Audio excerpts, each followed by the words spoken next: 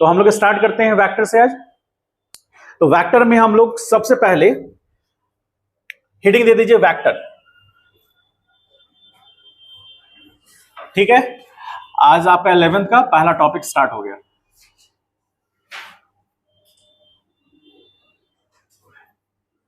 Eleventh का पहला topic vector. ठीक है, हेडिंग दीजिए और हम लोग स्टार्ट करते हैं। देखिए क्या कहता है इसमें। वेक्टर हम लोग पढ़ेंगे, उससे पहले वेक्टर टॉपिक में ही उससे पहले हम लोग जानेंगे कि वेक्टर से पहले हमको क्या देखना है। सबसे पहला हमको देखना है फिजिकल क्वांटिटी, जिसको हम लोग बोलते हैं फिजिकल क्वांटिटीज। फिजिकल क्वांटिटीज को ही शॉर्ट में हम लिखते हैं पीक्यू, शॉर्ट में लिख सकते हैं ऐसा, फिजिकल क्वांटिटीज। तो फिजिकल क्वांटिटीज हम पहले भी डिस्कस किए थे आप लोग से, फिर से हम लोग डिस्कस कर रहे हैं इसको कि physical quantities the quantities which can be measured, can be measured, मतलब ऐसा क्वांटिटी जो हम मेजर कर सकते हैं।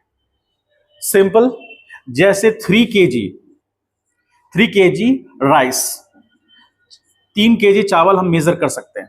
ठीक है, और फिजिकल क्वांटिटी जो है यानी कि पीक्यू, फिजिकल क्वांटिटी एक्सप्रेस होगा, इट इज एक्सप्रेस्ड, अभी लिखिएगा नहीं सिर्फ देखिए, it is expressed in NU।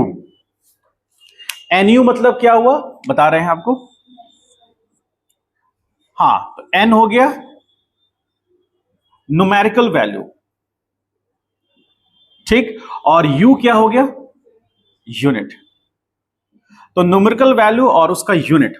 ठीक है, तो इसके टर्म में हम किसी भी फिजिकल क्वांटिटी को एक्सप्रेस करते हैं।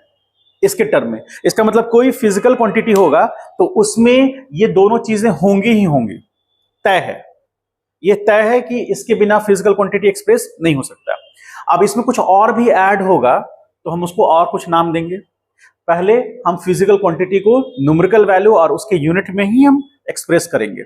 तो जैसे यहां पर एग्जांपल देखें, यहां पर n कितना है, 3 न्यूमेरिकल वैल्यू है, ये आपको n बता रहा है, और kg जो है वो u बता रहा है, दैट इज यूनिट। तो k आपका kg जो है वो यूनिट बता रहा है, और जो 3 है वो उसका न्यूमेरिकल वैल्यू बता रहा है। तो एक फिजिकल क्वांटिटी एक्सप्रेस्ड हो गया। ठीक है, इसी में हम बात करें 2 मिनट्स, आप इसको टाइम कह लीजिए, 2 मिनट्स टाइम। तो यहां पर 2 क्या हो गया, न्यूमेरिकल वैल्यू, ये हो गया न्यूमेरिकल वैल्यू, और मिनट्स जो हो गया उसका यूनिट हो गया। तो फिर से हम उसके टर्म में एक्सप्रेस कर रहे हैं। कोई भी एग्जांपल लीजिए, जैसे हम लोग थोड़ा आप धीरे धीरे आगे बढ़ेंगे तो हम बात करेंगे, मान लीजिए ह्यूमन बॉडी, एक मिनट, जैसे ही 96 डिग्री सेंटीग्रेड, ठीक, तो 96 डिग्री सेंटीग्रेड मतलब 96 न्यूमेरिकल वैल्यू, और डिग्री सेंटीग्रेड उसका यूनिट को रिप्रेजेंट कर रहा है। और ये किस में मेजर होता है, किसके लिए मेजर होता है, ये टेम्परेचर के लिए। टेम्परेचर के लिए हम लोग मेजर करते हैं और उसका यूनिट रखते हैं डिग्री सेंटीग्रेड। फ़ारेनहाइट भी होता है, केल्विन भी होता है, लेकिन हम लोग को जो सिलेबस में पढ़ना है इन जनरल, मतलब हम सबकी बात नहीं कर रहे हैं, इन जनरल हम लोग डिग्री सेंटीग्रेड को केल्विन में या केल्विन को डिग्री सेंटीग्रेड में कन्वर्ट करके पढ़ेंगे। ठीक है, फ़ारेनहाइट का हम लोग बहुत कम यूज करेंगे, नहीं के बराबर। ठीक है, तो यहां पर भी आपको मिल रहा है न्यूमेरिकल वैल्यू, यूनिट। आप कोई दूसरा एग्जांपल लीजिए जो हमारे लिए अभी मैकेनिक्स में यूज होगा, जैसे 30 मीटर। तो 30 मीटर डिस्टेंस, ठीक है, उसी तरह 40 मीटर पर सेकेंड स्पीड। तो यहां पर भी numerical value unit, numerical value उसका यूनिट। ठीक है, तो उसके टर्म में एक्सप्रेस है, और चूंकि हम मेजर कर सकते हैं इसीलिए उसको NU के टर्म में हम एक्सप्रेस कर रहे हैं। यदि कोई ऐसा फिजिकल क्वांटिटी उसको मेजर नहीं कर सकते, हम उसको पढ़ेंगे ही नहीं, हमारा सिलेबस में नहीं होगा। तो फिजिकल क्वांटिटी को अब हम 2 डिफरेंट पार्ट में डिवाइड कर सकते हैं। ठीक है, जैसे ये फर्स्ट एग्जांपल हो गया, ये फर्स्ट एग्जांपल, ये सेकंड हो गया, ये थर्ड एग्जांपल हो गया, और ये फोर्थ एग्जांपल हो गया। अब हम बात करते हैं कि फिजिकल क्वांटिटी को, फिजिकल क्वांटिटी।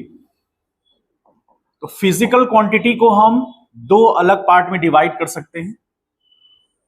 एक हो गया स्केलर, ठीक है, first scalar and second is vector. मतलब ऐसा फिजिकल क्वांटिटी जिसको हम मेजर कर पा रहे हैं, फिजिकल क्वांटिटी है, उसको हम दो पार्ट में डिवाइड किए।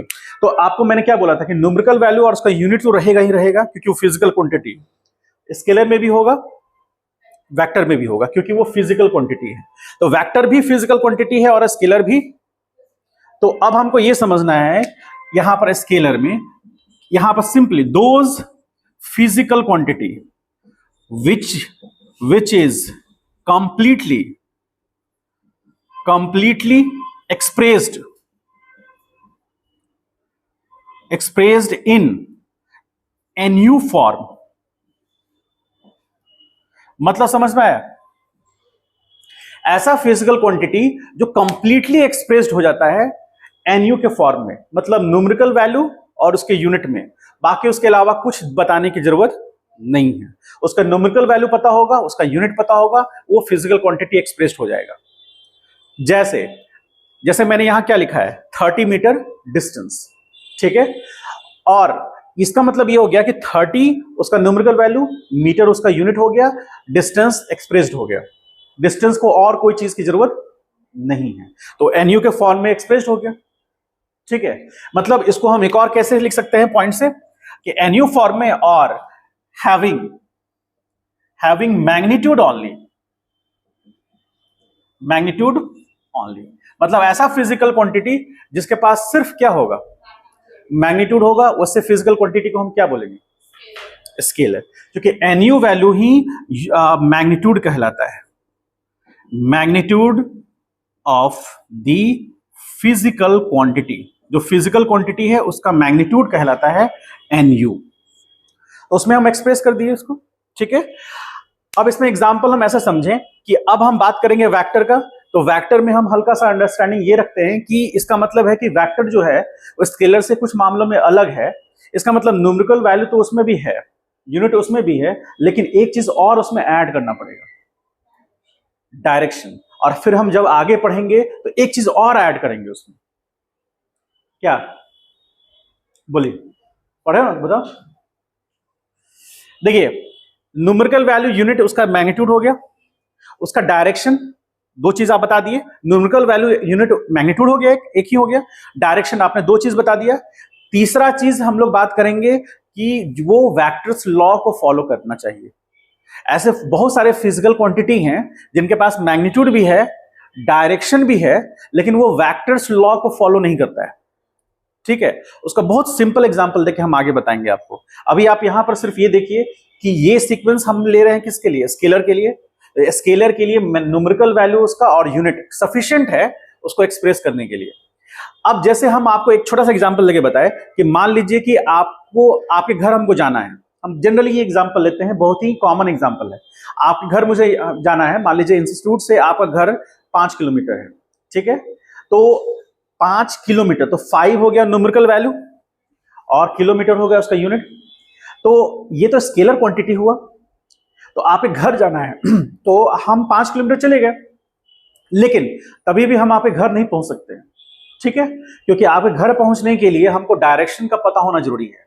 मान लीजिए आपका घर यहां से नॉर्थ है 5 किलोमीटर पे, और लेकिन हम 5 किलोमीटर साउथ चले जाएंगे तो हम आपके घर पहुंच नहीं पाएंगे। तो न्यूमेरिकल वैल्यू यूनिट तो है, यानी मैग्नीट्यूड तो है, लेकिन हम तभी भी आपके घर को एक्सप्रेस नहीं कर पा रहे हैं, कि आपके घर के लोकेशन को हम एक्सप्रेस नहीं कर पा रहे हैं, या आपके घर के लोकेशन पे पहुंच नहीं पा रहे हैं।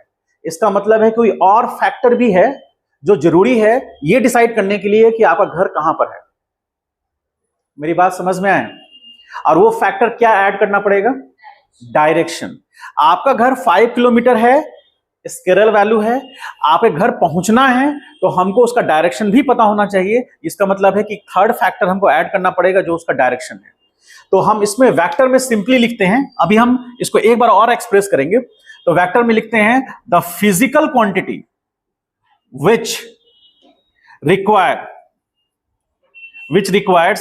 magnitude तो मैग्नीट्यूड मतलब NU, NU which requires magnitude as well as fixed direction. ठीक, तो हमें इसके लिए क्या चाहिए, वेक्टर में हमारे पास दो फैक्टर है, मैग्नीट्यूड हो गया फर्स्ट फैक्टर और डायरेक्शन हो गया सेकंड फैक्टर, और स्केलर में कंप्लीट एक्सप्रेशन एनएन फॉर्म यानी magnitude that is first factor.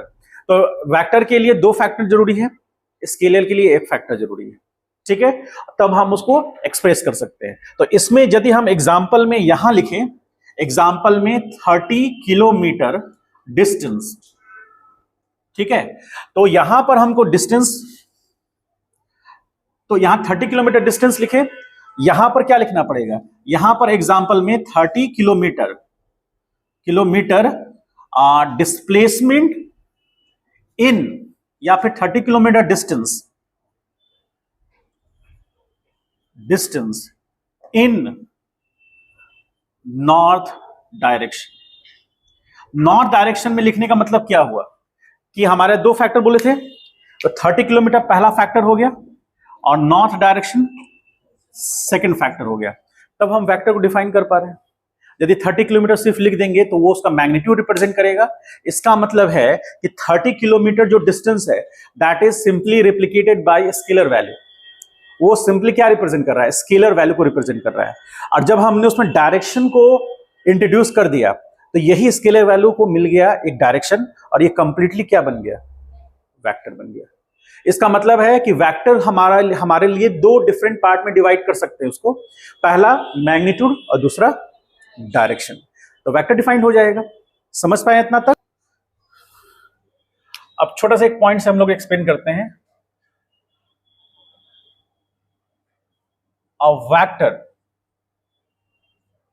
Vector उसके पास क्या होगा, फर्स्ट मैग्नीट्यूड, ठीक है, वेक्टर के पास मैग्नीट्यूड होगा, एनयू फॉर्म में होगा। ठीक है, अभी लिखिए नहीं, देखिए यहां पर सिर्फ एक वेक्टर है तो उसके पास क्या होगा, मैग्नीट्यूड जो कि न्यूमेरिकल वैल्यू और उसके यूनिट के फॉर्म में होगा। Second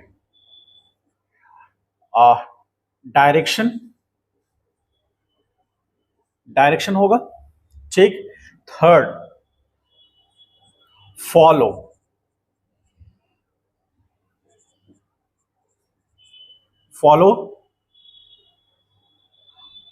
vectors law. ठीक है, वेक्टर्स लॉ, फॉलो का एक्सप्लेनिंग सही लग रहा है? कभी कभी हम ही को कंफ्यूजन हो जाता है। ठीक है, वेक्टर्स लॉ आपके लिए सबसे इंपॉर्टेंट फैक्टर ये है। आप बोलेंगे सर ये ऐसा क्या चीज है जिसको आप डबल स्टार दे रहे हैं? ठीक है, देखिए इसको आप ऐसे समझते हैं, ये जो थर्ड पॉइंट है इसको समझाने के लिए हम छोटा सा एग्जांपल ये देते हैं कि मान लीजिए आपकी बात करें तो 3 kg प्लस 4 kg, तो सबको जानते हैं क्या होगा, 7 kg। ठीक, 3 एम्पियर प्लस 4 एम्पियर बराबर, ठीक है, 3 coulomb plus 4 coulomb is equal to 7 coulomb. अब आ जाइए 3 newton plus 4 newton is equal to 7 newton. May be और मे नॉट बी। अब यहां पर क्या कहानी हुआ, देखिए एक चीज को समझिए, ध्यान से समझिएगा, फोकस होकर के। अब ये की पॉइंट यहां से निकल के आएगा एक, ठीक है। अभी इसमें हम और चेंजेस भी करते जाएंगे आगे। ये फर्स्ट, सेकंड, थर्ड और फोर्थ।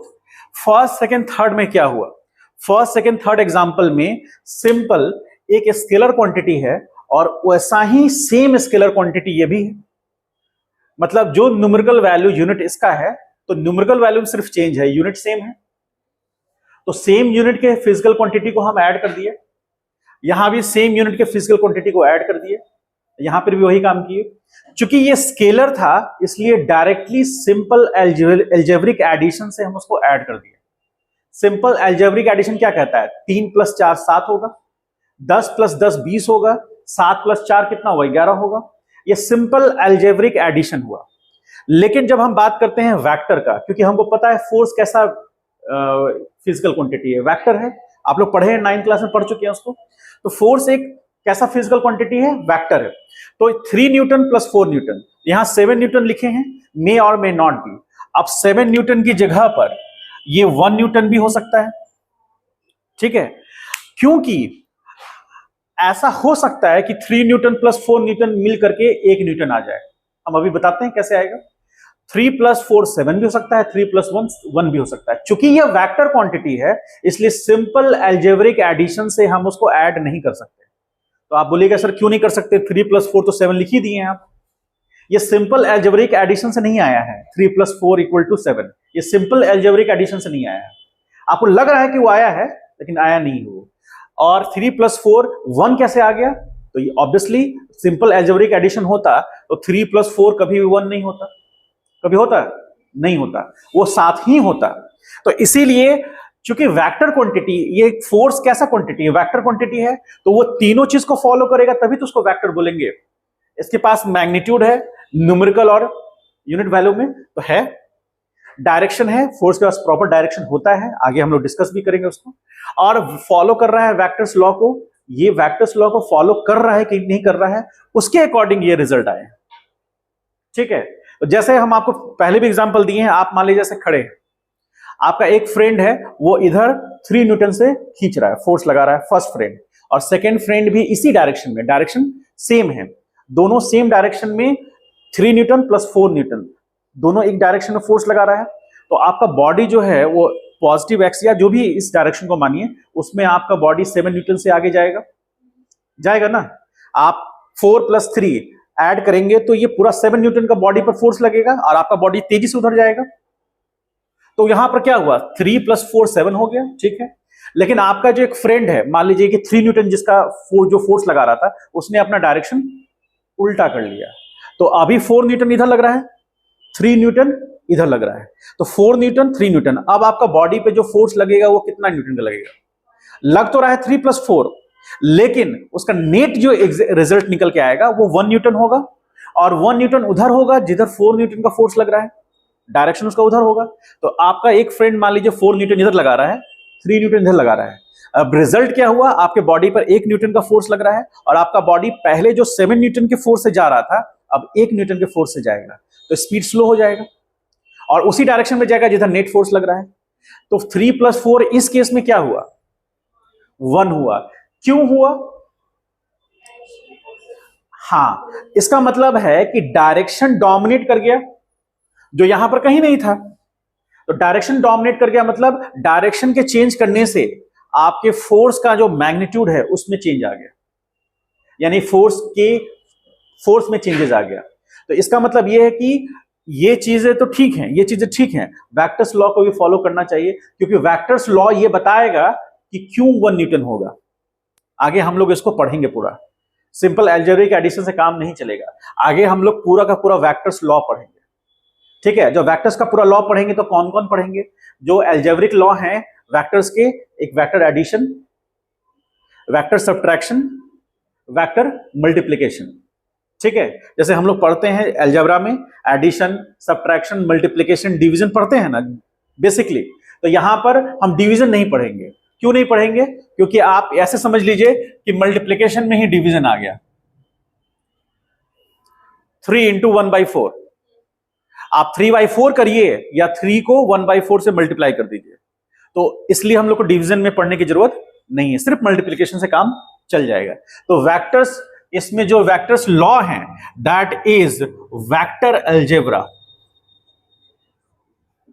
Vector algebra. तो वेक्टर अलजेब्रा में पहला है वेक्टर एडिशन, तो वेक्टर ऐड कैसे होगा, सेकंड होगा वेक्टर सब्ट्रैक्शन,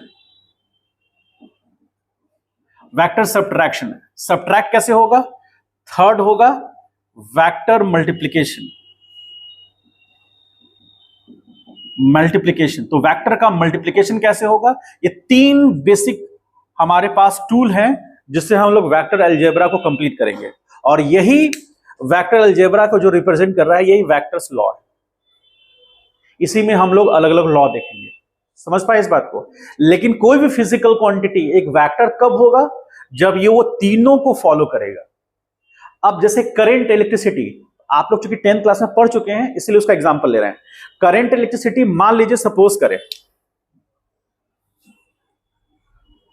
करंट इलेक्ट्रिसिटी, तो करंट इलेक्ट्रिसिटी में क्या खासियत, मान लीजिए कि एक जंक्शन है, तो इधर I1 करंट आ रहा है, इधर से I2 जा रहा है, इधर I3 निकल रहा है और इधर I4 निकल रहा है। ठीक है, तो एक जंक्शन पे चार्ज का एक्युमुलेशन तो होगा नहीं, जितना जंक्शन पे करंट आएगा उतना ही जंक्शन से करंट जाएगा। अब ये डिपेंड कर सकता है कि अलग अलग डायरेक्शन में अलग अलग जा सकता है, वो कोई इशू नहीं है, लेकिन जंक्शन पे कभी भी करंट क्या एक्युमुलेट नहीं होगा, चार्ज एक्युमुलेशन पॉसिबल नहीं है, जो बर्नौली की तरफ से भी आता है। हम बर्नौली थ्योरम पढ़ेंगे जब हम लोग किसको पढ़ेंगे, फ्लूइड मैकेनिक्स, तो उसमें डायनेमिक पोर्शन में जब फ्लूइड मोशन कर रहा है पाइप के थ्रू, तो वहां बर्नौली इक्वेशन फॉलो करेंगे हम लोग। ठीक है, अभी यहां पर आप समझिए, यहां पर हम सिंपल किरचॉफ लॉ या और लॉ को भी फॉलो करके देख सकते हैं। देखिए, जैसे यहां से I1 करंट गया और यहां से I4 निकला, हो सकता है कुछ करंट इधर गया होगा, लेकिन इसको हम यदि समझें तो हम लिख सकते हैं I1 plus I2 is equal to I3 plus I4, ऐसा लिख सकते हैं। ठीक है, तो आप ऐसा समझिए कि इसके पास मैग्नीट्यूड है, मान लीजिए I1 जो है वो 10 एम्पियर है, कह सकते हैं, मान लीजिए 10 एम्पियर है I1। ठीक है, I2 मान लीजिए कि 8 एम्पियर है। ठीक है, तो यहां से ये मान लीजिए 6 एम्पियर है, तो I4 कितना होगा, 18 हो गया ना, 6 माइनस कितना होगा 12, तो 12 एम्पियर होगा। अब आप ये समझिए, दो चीज को ध्यान से समझिएगा, ये जंक्शन पॉइंट है O, तो यहां से करंट आया, तो करंट के पास मैग्नीट्यूड है कितना, 10 एम्पियर, डायरेक्शन है, लेकिन ये स्केलर क्वांटिटी है, देख रहे हैं, डायरेक्ट हम ऐड कर दिए।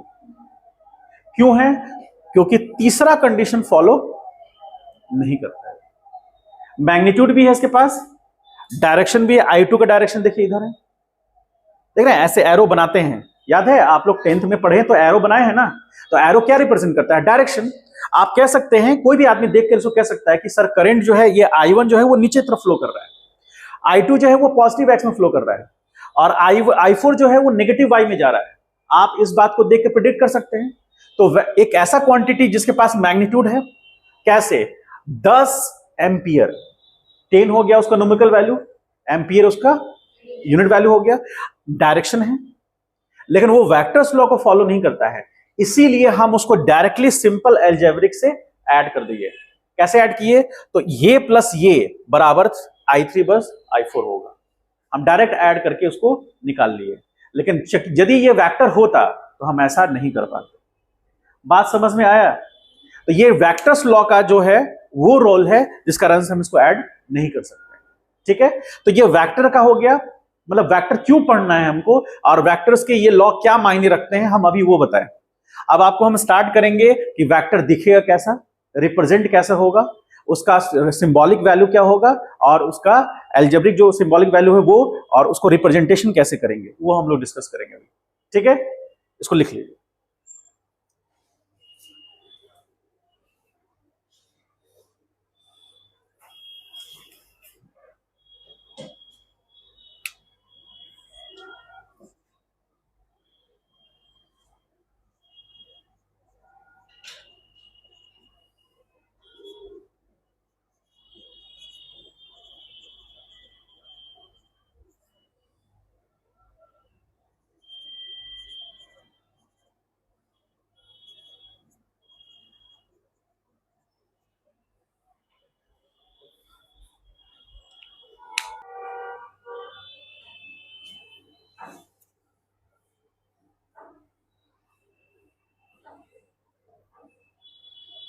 यहां पर इसको ऐसे थोड़ा साइड में लिख लीजिएगा।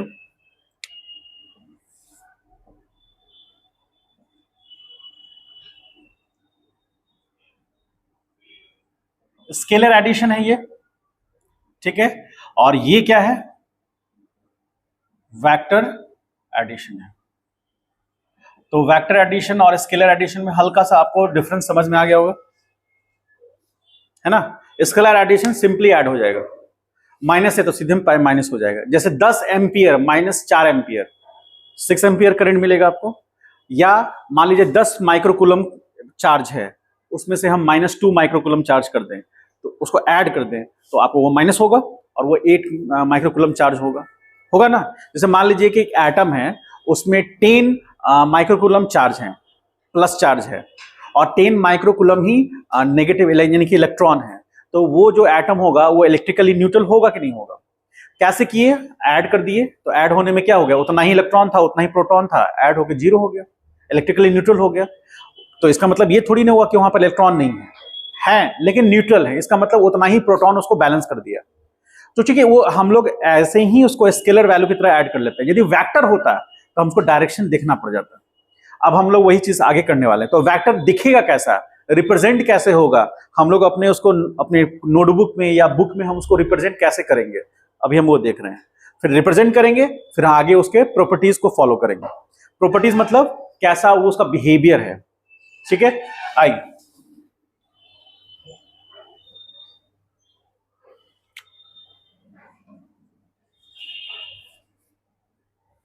रिप्रेजेंटेशन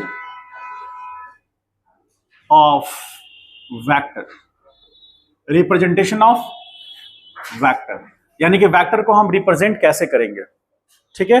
अपने नोटबुक पर या बुक में हम कैसे उसको जानेंगे, ठीक है।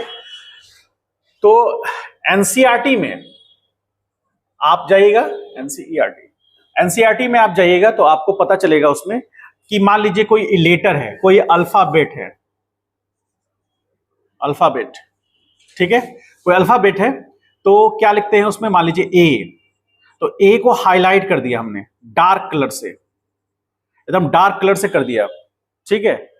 कैपिटल लेटर में ए लिख दिया या स्मॉल लेटर में भी हो सकता है। तो कैपिटल लेटर और डार्क कर दिया तो वो वेक्टर को रिप्रेजेंट कर रहा है, ठीक है। मान लीजिए कि हम सी लिखते हैं तो सी को डार्क कर देंगे। ये किसके अकॉर्डिंग है, एनसीईआरटी के अकॉर्डिंग। यदि आप आर लिख रहे हैं तो आर को हम डार्क कर दे रहे हैं, तो ये रिप्रेजेंट करेगा किसको, वेक्टर को। तो वेक्टर को हम लोग जो अल्फाबेट्स हैं हम उसमें रिप्रेजेंट करते हैं, ठीक है। या आर कह लीजिए, सी कह लीजिए, या कोई भी न्यूमेरिकल वैल्यू, कोई भी आप अल्फाबेट सकते हैं, जेड भी होता है, एक्स भी होता है, सब होता है। अब हम लोग अपने कॉपी में हम बार बार डार्क तो करते चलेंगे नहीं, हम लोग अपने कॉपी में क्या करेंगे, उसको इसी को ए लिख देंगे, सी लिखेंगे, आर लिख दिए, तो हम अपने कॉपी में कैसे रिप्रेजेंट करेंगे, सिंपल उसको लेटर लिखेंगे, उसके ऊपर में एरो दे देंगे, तो ये हो गया उसका रिप्रेजेंटेशन, ठीक है। इसको हम लोग बोलते हैं सिंबॉलिक, सिंबॉलिक रिप्रेजेंटेशन, सिंबल से रिप्रेजेंट कर दिए। समझ पाए इस बात को। और यदि उसका हम एरो हटा देंगे, यदि हम सिंपल ए लिखेंगे तो ये क्या रिप्रेजेंट करेगा उसका, हाँ, मतलब उसका सिर्फ मैग्नीट्यूड, क्योंकि वेक्टर है तो उसके पास दोनों चीजें होंगी, मैग्नीट्यूड भी होगा, और ये हमेशा याद रखिएगा, पूरे के पूरे 11th पूरा 12th में ये आपको काम देगा।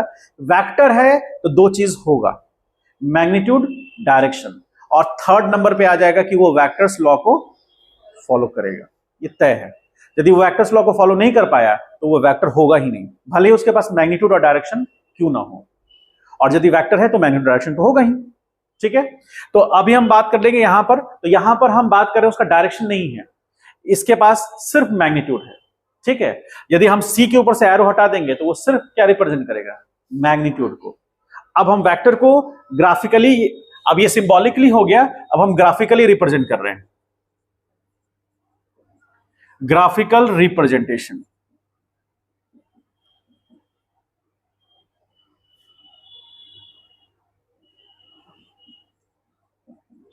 ग्राफिकल रिप्रेजेंटेशन देखिए, मान लीजिए हमने एक वेक्टर ऐसे ड्रॉ किया, लाइन, लाइन सीधा नहीं हो रहा है, सीधा होगा तो बताइएगा आप लोग, सीधा है, नहीं है सीधा, यहां से देखने में सीधा लगता है लेकिन सामने से नहीं लगता। अब लिख रहा है, ठीक, चलिए देखिए यहां पर,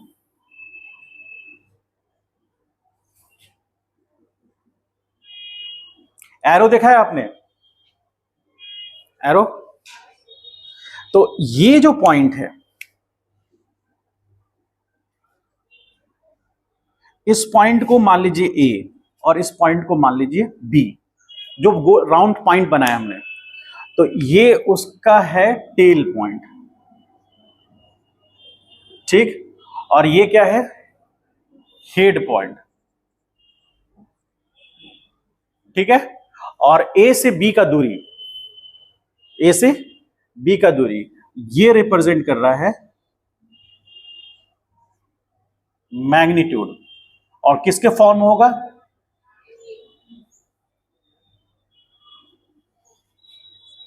ये लेंथ रिप्रेजेंट कर रहा है उसका मैग्नीट्यूड। और हेड क्या रिप्रेजेंट कर रहा है,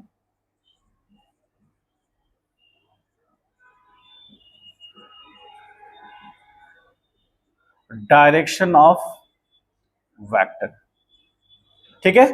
तो ये हो गया उसका ग्राफिकल रिप्रेजेंटेशन, एक लेंथ जिसका टेल पॉइंट और हेड पॉइंट होगा, और उसका लेंथ जो होगा वो उसका मैग्नीट्यूड को रिप्रेजेंट करेगा। और इसका नाम हम कुछ दे दें, तो मान लीजिए ए, तो इसको हम वेक्टर की तरह रिप्रेजेंट कर दिए, ठीक है। तो ये उस वेक्टर को सिंबॉलिकली रिप्रेजेंट कर रहा है, ये ग्राफिकली रिप्रेजेंट कर रहा है। और हेड का डायरेक्शन क्या बताएगा, डायरेक्शन उस वेक्टर का, ठीक है।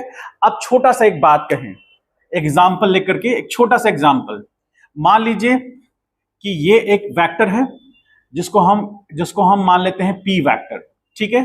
और एक वेक्टर ये है, इसको हम बोल रहे हैं क्यू वेक्टर, ठीक है। तो हम दो पॉइंट लिखते हैं। फर्स्ट पॉइंट कि NU of P is greater than NU of Q। Second point लिख रहे हैं NU ऑफ, क्या बोलेंगे, P is less than NU of Q। Third point NU of P is equal to NU of Q। Fourth point लिख रहे हैं NU of P is, क्या लिख सकते हैं, is opposite to NU of Q। कौन सा विकल्प, दैट इज ऑप्शन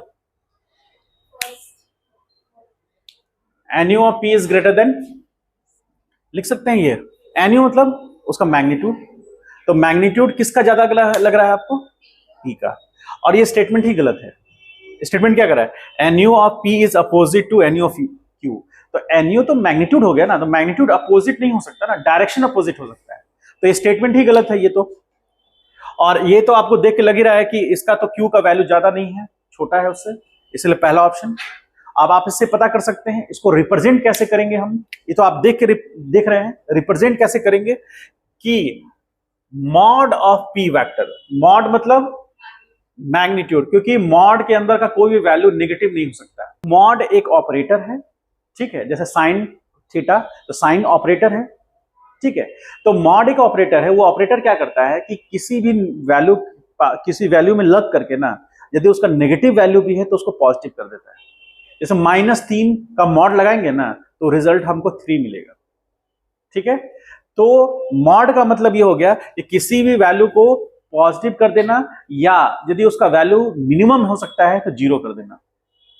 मतलब मॉड के अंदर का वैल्यू या तो पॉजिटिव होगा, मतलब मॉड के अंदर वैल्यू हम मान लो कोई नेगेटिव रख दिया, तो रिजल्ट जो निकल के आएगा या तो वो पॉजिटिव होगा या 0 होगा, नेगेटिव नहीं हो सकता। तो मैग्नीट्यूड का नेगेटिव होने का कोई मीनिंग नहीं है। मैग्नीट्यूड का नेगेटिव होने का मीनिंग है कि जैसे आप बोलेगा, जैसे हम आपको पहले भी एग्जांपल दिए कि आप दुकान में गए और आप बोले कि हमको 2 लीटर दूध चाहिए, ठीक है। तो 2 लीटर, 2 हो गया न्यूमेरिकल वैल्यू, लीटर उसका यूनिट। तो 2 लीटर दूध चाहिए और आप बोलेगा कि हमको नॉर्थ डायरेक्शन में चाहिए, तो उसका कोई मीनिंग है? बेचारा उसका दुकान जो है वो साउथ में है, आप उससे मांग रहे हैं नॉर्थ में, वो तो आपको ऐसा मारेगा, क्या बोलेगा, तुम पहले अपना तबीयत ठीक कर लो, साइड हो जाकर बैठ जाओ। कोई दूसरा वो आदमी आएगा, उसको लेते हुए देखेंगे, वो उसको कोई फर्क ही नहीं पड़ रहा है, वो 2 लीटर दूध लेके चला गया, तब आपको क्या एहसास होगा कि मैग्नीट्यूड ये ऐसा क्वांटिटी है जिसके लिए डायरेक्शन की जरूरत नहीं है। तो मेरा कहने का मतलब ये कि न्यूमेरिकल का वैल्यू अंदर जो है, मॉड के अंदर का जो भी वैल्यू है वो नेगेटिव नहीं हो सकता, और मैग्नीट्यूड भी नेगेटिव नहीं हो सकता, या तो मैग्नीट्यूड पॉजिटिव होगा या जीरो होगा। तो इस तरह से रिप्रेजेंट करते हैं हम उसके मैग्नीट्यूड को। इसको रिप्रेजेंट करते हैं मैग्नीट्यूड, इसको ऐसे लिख लीजिएगा यहां पर, पी मॉड, इसका मतलब magnitude, magnitude of vector P. ठीक, यहां पर यदि हम मॉड क्यू लिख दें, तो मॉड क्यू मतलब हम एरो दिए तो ये वेक्टर हो गया, ठीक है ना। जैसे बोले थे ना ये एरो, तो वेक्टर हो गया। तो वेक्टर तो है, लेकिन यदि इसके आगे मॉड लगा दिए या दोनों चीज हटा दिए, ये लिखिए या ये लिखिए, दोनों क्या रिप्रेजेंट कर रहा है? मैग्नीट्यूड रिप्रेजेंट कर रहा है। Magnitude of vector Q. Vector Q के मैग्नीट्यूड को हम ऐसे भी रिप्रेजेंट कर सकते हैं, या सिंपल दोनों चीज हटा दें, मॉड भी हटा दें और एरो भी हटा दें, तो हम उसको इस तरह से रिप्रेजेंट कर सकते हैं। जैसे P है, तो P को हम मॉड ऑफ P लिख सकते हैं या सिंपली P लिख सकते हैं। ये दोनों चीज किसको रिप्रेजेंट कर रहा है? मैग्नीट्यूड को कर रहा है, ठीक है। यदि किसी वेक्टर के ऊपर में एरो नहीं है, इसका मतलब है कि वो उसके मैग्नीट्यूड को रिप्रेजेंट कर रहा है। समझ गए? आगे हम और डिटेल में बताएंगे आपको, उसके लिए नहीं टेंशन लेना है आपको। यहां पर इसको ऐसे लिख सकते हैं आप कि mod of P vector is greater than mod of, तो मॉड रिप्रेजेंट कर रहा है उसके मैग्नीट्यूड को, तो यहां पर P वेक्टर का मैग्नीट्यूड ज्यादा है किससे? Q से। क्यों? क्योंकि आपको दिख रहा है कि जो लेंथ है वो किसको रिप्रेजेंट करता है? मैग्नीट्यूड को। तो लेंथ P वेक्टर का ज्यादा है, यानी P वेक्टर का मैग्नीट्यूड Q वेक्टर के मैग्नीट्यूड से ज्यादा है, इसीलिए हम ऐसा लिख सकते हैं। और वही चीज को हम ऐसे एक्सप्रेस कर दिए, समझ पाए? तो ये हो गया कौन सा? सिंबॉलिक रिप्रेजेंटेशन, और ये हो गया उसका ग्राफिकल रिप्रेजेंटेशन। ड्रॉ कर लीजिए, एक छोटा सा क्वेश्चन हो गया ये। कल हम लोग जो चलेंगे, कल हम लोग इंटर कर जाएंगे properties of vector. Properties of vector मतलब वेक्टर का बिहेवियर कैसा होता है, वेक्टर कैसा बिहेव करता है, आखिर कैसे 3 + 4 7 हो गया, तो वो प्रॉपर्टीज को हम लोग समझेंगे, ठीक है। और उसके बाद फिर हम लोग आ जाएंगे वेक्टर अलजेब्रा में, ठीक है।